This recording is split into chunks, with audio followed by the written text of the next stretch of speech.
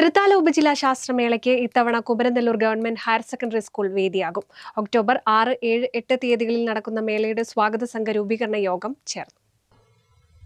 3 വർഷത്തിനു ശേഷമാണ് കുമരനെല്ലൂരിൽ തൃത്താല ഉപജില്ലാ ശാസ്ത്രമേള നടക്കുന്നത്. മേള നടത്തിപ്പുമായി ബന്ധപ്പെട്ട് കുമരനെല്ലൂർ ഗവൺമെന്റ് ഹയർ സെക്കൻഡറി സ്കൂളിൽ സ്വാഗത സംഘ രൂപീകരണ യോഗം നടന്നു. കപ്പൂർ പഞ്ചായത്ത് പ്രസിഡന്റ് ഷറഫുദ്ദീൻ കളത്തിൽ ഉദ്ഘാടനം ചെയ്തു.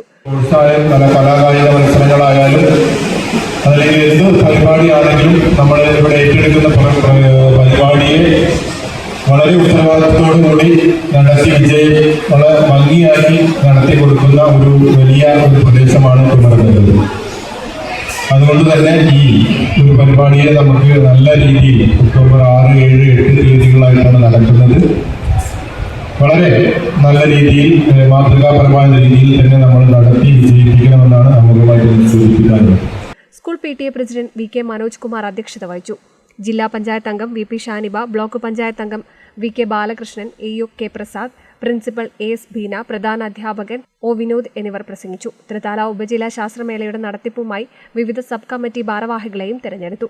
3 ദിവസങ്ങളിലായി നടക്കുന്ന തൃത്താല ഉപജില്ലാ ശാസ്ത്രമേളയിൽ മത്സരാർത്ഥികളും ഒഫീഷ്യൽസും ഉൾപ്പെടെ 2500-ലധികം പേരാണ് പങ്കെടുക്കുക. NCV news, Thrithala.